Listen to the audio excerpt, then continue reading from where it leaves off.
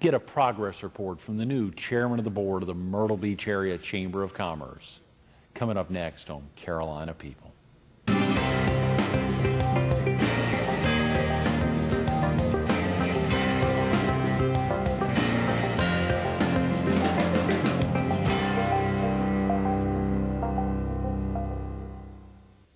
Good morning. Welcome to Carolina People. This morning we're at the Fox 43 studio. We're focused on the Myrtle Beach Area Chamber of Commerce. And we're visiting with the chairman of its board, Wayne Gray. Good morning, Wayne. Good morning, Greg. Thank you for having me here. Thanks so much for coming in early on a Friday morning. My pleasure. Glad to be here. Ripping off a weekend in the middle, late part of July. You must be slammed on the weekends. We're real busy. It's been a heavy July for all of us. The restaurants have been busy. The beach has been busy, but it's a great time to be in Myrtle Beach. Absolutely. You know, and of course, so many of our viewers from the PD in southeastern North Carolina, even though they may not live here, they're spending a heck of a lot of their summers here. They're seeing a lot of people drive by their business and their homes on the way down here. Absolutely. Those people that live in the outlying areas, as you just described, they see them coming to the beach. They want to come to the beach. So, hey, come on. We'll take you off. So. That's right. Perfect weekend to do it. Yes, it is. Thanks so much for coming in. It's even more exciting to have somebody who is, I think I saw in a little piece about you, which I've also seen in relation to your dad, roots relating to Horry County back into the 1700s. Yeah. Our family, on my father's side, really the Todd family, dates back to the late 1700s, primarily in an area that was called the Hand, H-A-N-D community, H-A-N-D, which is basically where the intersection of Highway 90 and Highway 22.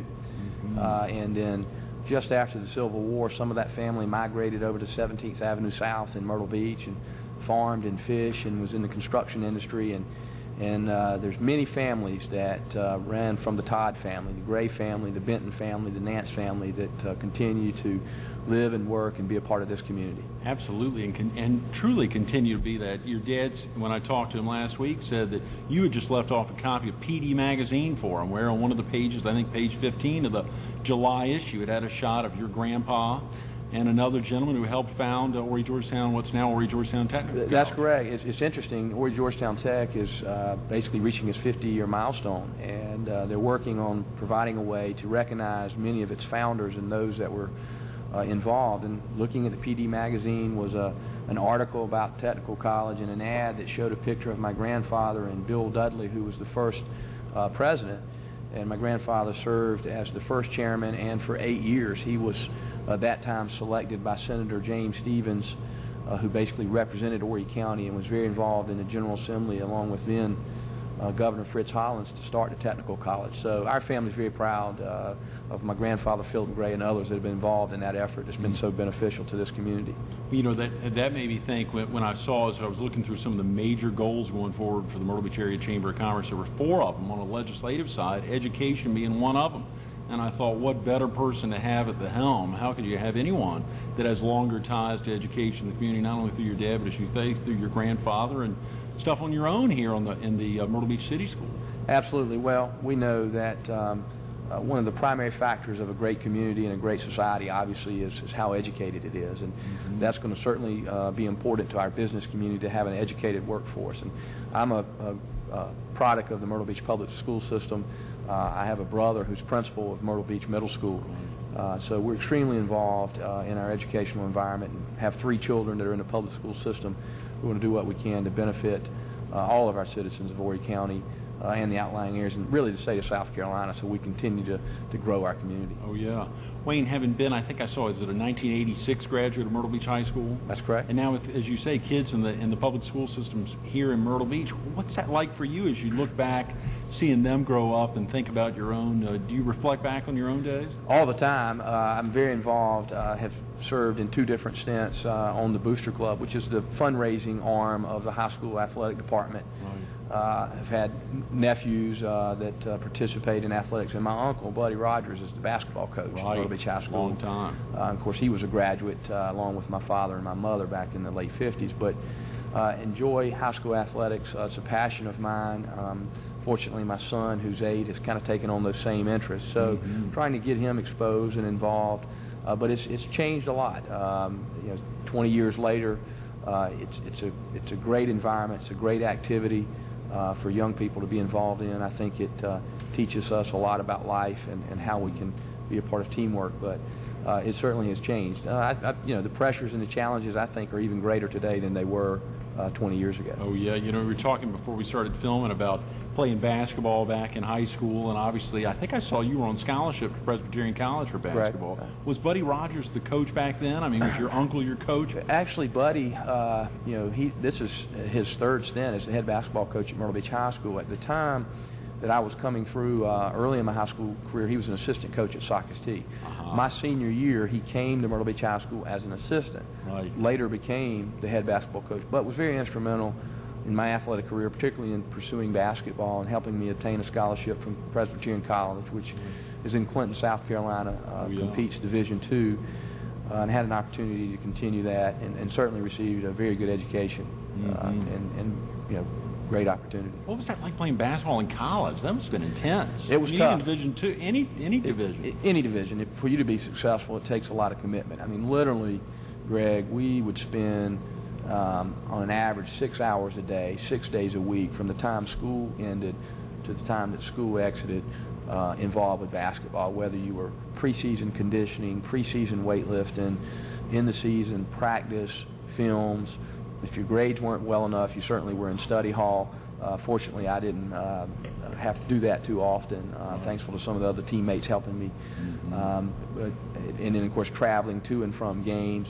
Once the season was over, it was post-game conditioning or post-season conditioning, post-season lifting weights, and during the summer, continuing to prepare and get better. But I think it helps structured a lot of our time.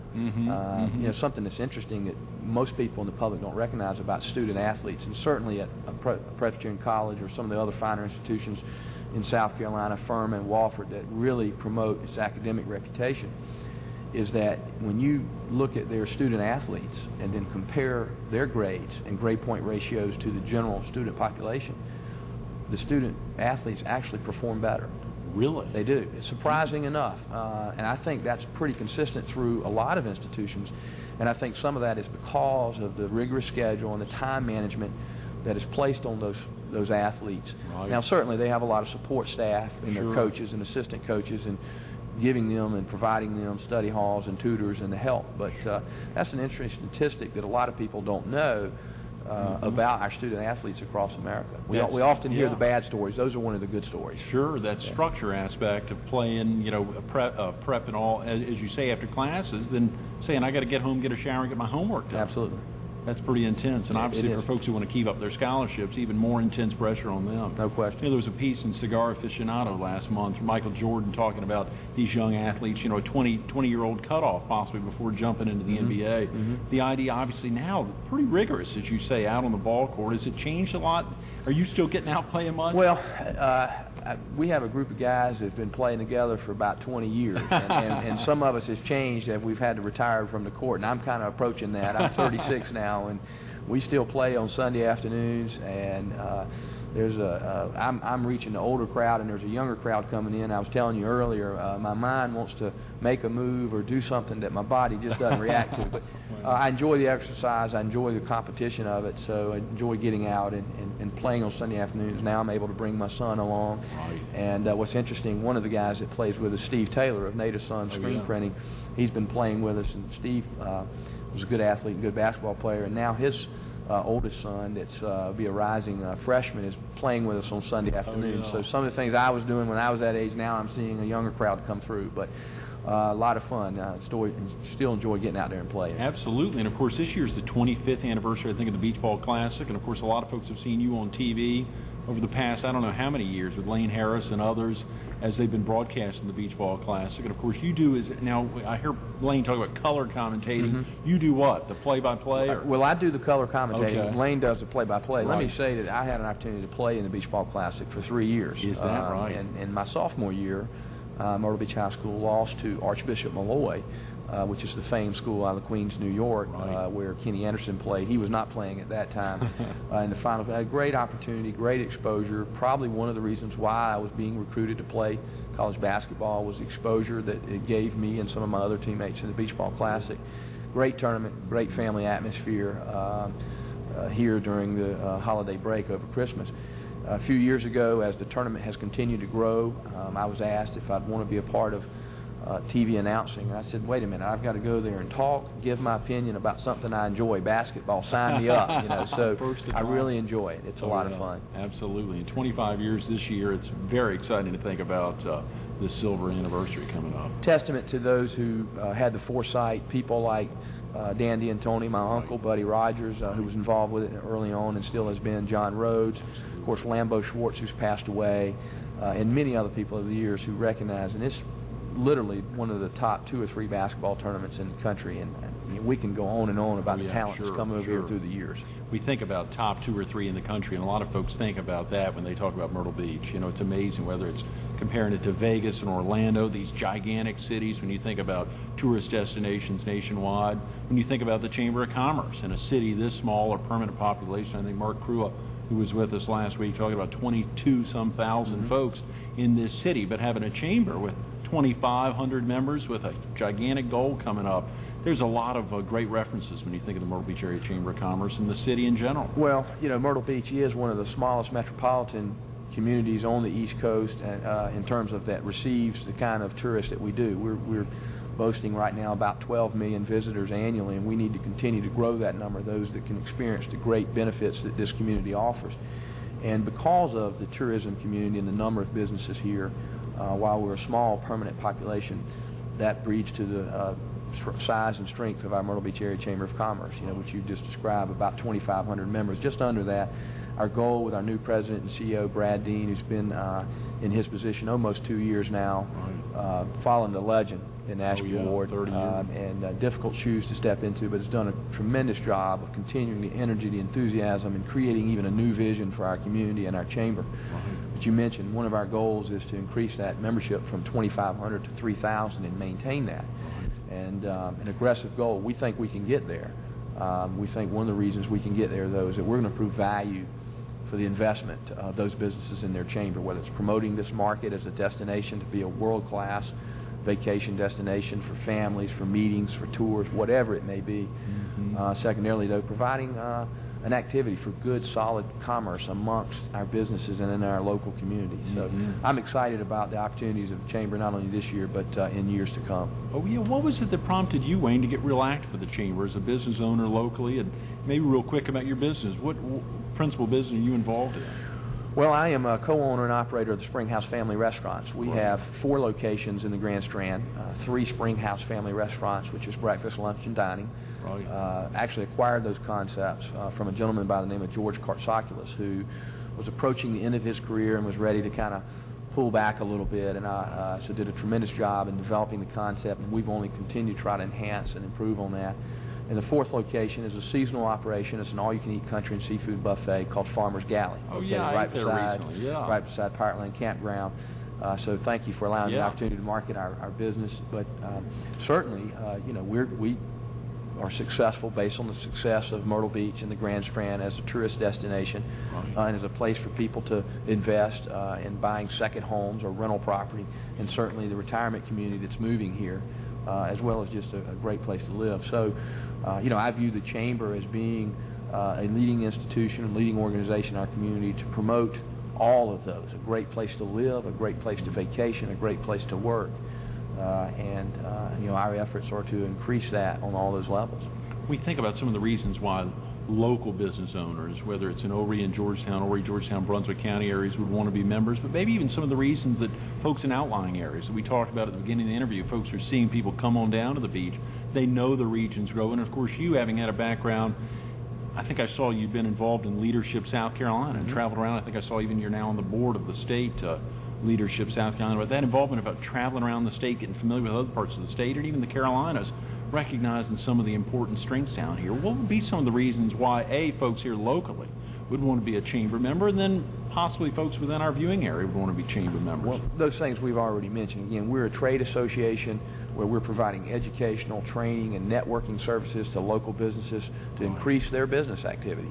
Secondarily, obviously, one of the major initiatives of our Chamber is promoting the destination. We receive public funding from the political jurisdictions to promote the destination to the 12 million visitors that we receive a year, and we need to continue to grow and expand on that number, not only in the core part of the year, but in the off seasons or the shoulder seasons or the winter season. We talking about the Beach Ball Classic. That's a great atmosphere for people to come here and enjoy what the beach offers. But for the outlying areas, whether you're in the western part of Horry County or you're in Marion or Dillon or Marlboro County, much of what drives the PD, if you will, is what's going to be driven by the Grand Strand. Right. Many of the people that live in those areas drive here to work. They certainly come here to enjoy their recreational activities. So, and a prime example of cooperative efforts is the Interstate 73 corridor, the South Carolina I-73 Association, which is pretty much serviced and managed by our local Chamber of Commerce, but it's a cooperative effort between Marion County, Dillon County, Marlboro County, Horry County, all of the stakeholders from private businesses to individuals to the political jurisdictions to economic development arms to their chambers, of creating an economic development driver, which is what that corridor, that interstate corridor, would do for us. So I view them, what's good for the coast is great for all of the state of South Carolina, as well as the outlying areas of Dillon, Marlboro, Georgetown, Marion County, and even on into North Carolina when you talk about the southeastern area of North Carolina. And what's good for them is good for us. And so many other places, even, Alan Clements was with us recently. I think he's been real active with the I-73 Association. We were talking about Jack Thompson's trip somewhere, I think, and he bumped into the governor of Michigan.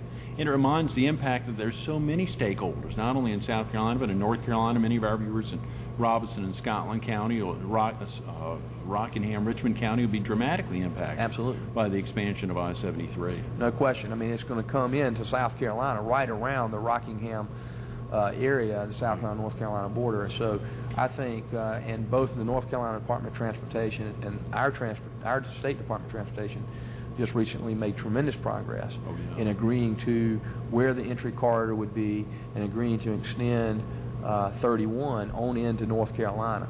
Again, the regional approach to benefiting all of the businesses and the residents that live within that region. I saw some of the legislative goals going forward, and of course the Chamber in the last couple of years, and obviously the untimely death of Ashby set the stage for getting out to do a lot of really in-market studies, to send out questionnaires to local business leaders and otherwise, even non-chamber members, to really find out about the pulse of the community. The idea of really taking on a legislative tack. You all have been making trips not only to Columbia, but also to Washington, D.C. A lot going on. Has that been successful? I think it's been very successful. With Ashby Ward's death, the board and some of the extended leadership, past board members of the Chamber, wanted to take some evaluation and what do you want our chamber to do? We are a non-traditional chamber in the sense that, we pursue the traditional chamber functions, but we also act like and operate as a convention and visitors bureau. And we need to make all of those areas equally important. But one of the things we found in some of our stakeholder meetings and surveys is that our business members and members wanted us to be more proactive on the political advocacy approach, not only at the state level, but at the federal and local level. So with that, we have tried to be more proactive in developing an agenda. We will expose or present that agenda, and we did this past year in December in our first ever legislative luncheon. It used to be a legislative breakfast held in April. Wasn't well attended. We felt like December was better. But we've made some trips. We've made 3 trips to Washington now. We've hosted a legislative reception in Columbia twice. And a lot of that is relationship building, which is a part of the process. Developing relationships with those legislatures, not just within our federal or state delegation, but with legislatures out beyond our delegation, which are either leadership or key in terms of passing legislation that's going to benefit our community. And we think we've had tremendous success in that. That's fantastic. Wayne, it's so difficult oftentimes to make trips to another city, particularly during the week, but I think to see the numbers, 100+ traveling from the Strand, whether it's Horry and Georgetown, Horry, Georgetown, Brunswick, even folks from Marion stopping off, picking up folks heading up to Columbia. It is incredible. Yeah, we've had great response. I mean, all the trips we've made include all of those areas you just named, and we've had over 100 people have an opportunity to visit with our delegation, as well as, again, other key elected officials. And beyond that, we've had an invitation through Congressman Brown and Senator Graham to bring other elected officials here. We had Congressman Petri, who is 24 years in the House of Representatives from Wisconsin, a key lawmaker on the transportation bill. We had Congressman Hal Rogers from Kentucky, who was elected in 1980 I mean, he spent 25 years in the House of Representatives and is one of the 13 appropriators. Right. And the thing I've always learned about Washington is there's really three political parties. There's the Republicans, and there's the Democrats, and then there's the appropriators. Oh, those wow. are the ones who Wayne. appropriate the money. And so it's building those relationships and explaining and educating those individuals on the benefits of the Grand Strand. And so it's been very successful. I saw, I think, in an op-ed piece you've done, I see it's in the Sun News, done a piece really focused on some of the legislative missions ahead. And of course, you talked about transportation, I-73, and even local transportation. Make sure folks understand that importance. Education, we talked about a minute ago. Maybe we can talk a little more about that, as well as health care and beach protection.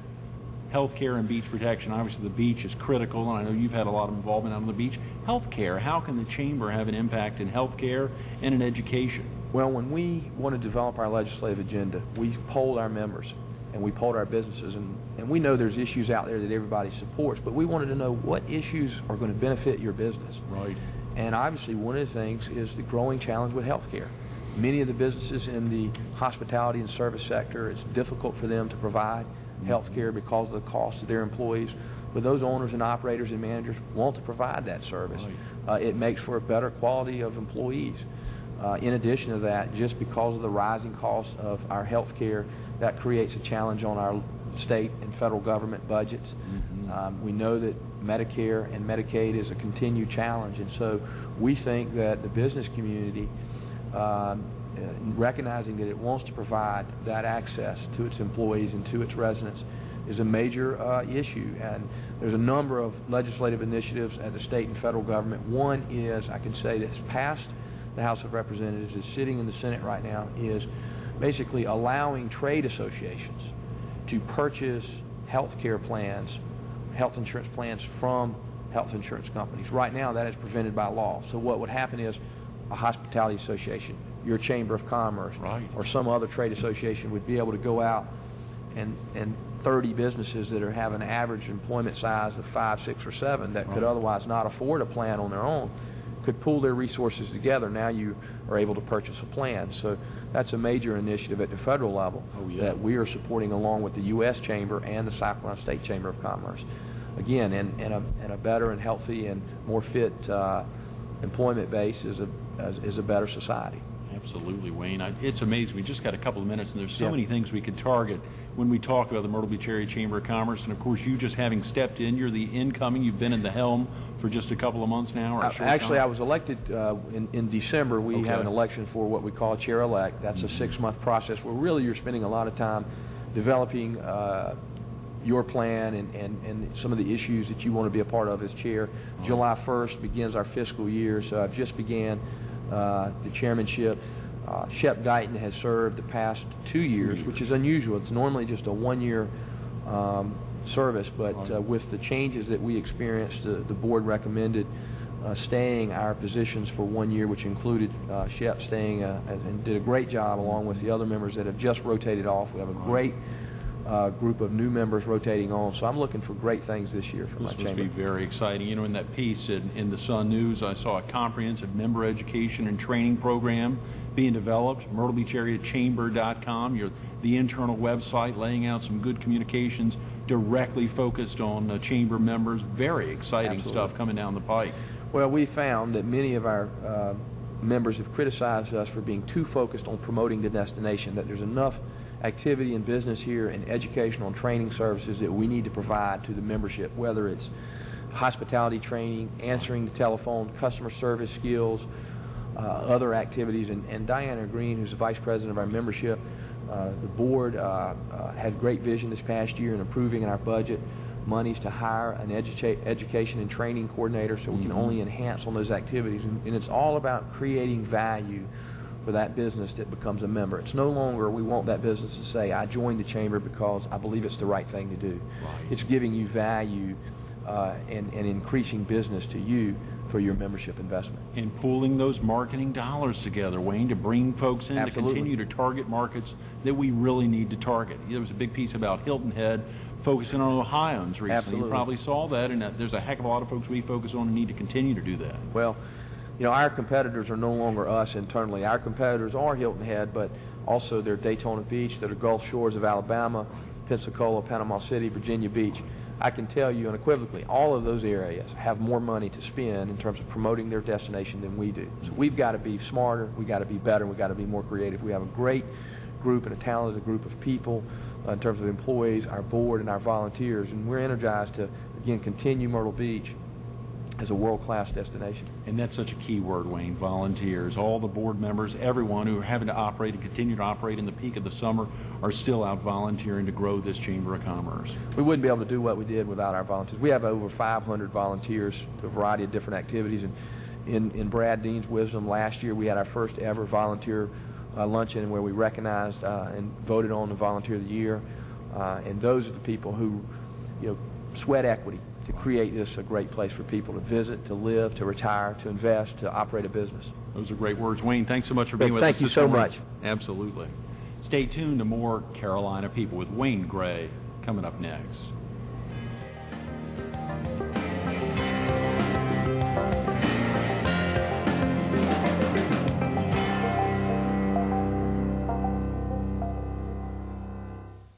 Family roots that trace back into the late 1700s. Think about that. It's those early experiences growing up in Myrtle, now staying here in Myrtle. How many times have I had a father of a girl on the show and not let him talk about his daughters or his wife? We heard him talk about his son and getting out there playing basketball. It's exciting to think about how time flies, but at the same time, it's something that brought him back to the Myrtle Beach area. Myrtle Beach area is a key phrase because that's what the Chamber is all about. It's not just about the city of Myrtle. 2,400 plus, pushing 2,500 members with a goal of 3,000. A lot of reasons why folks in the greater Myrtle Beach area should be a member.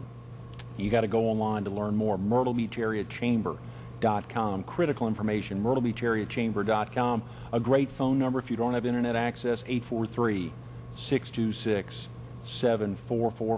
843-626-7444. Take the time to call. Take the time to go online.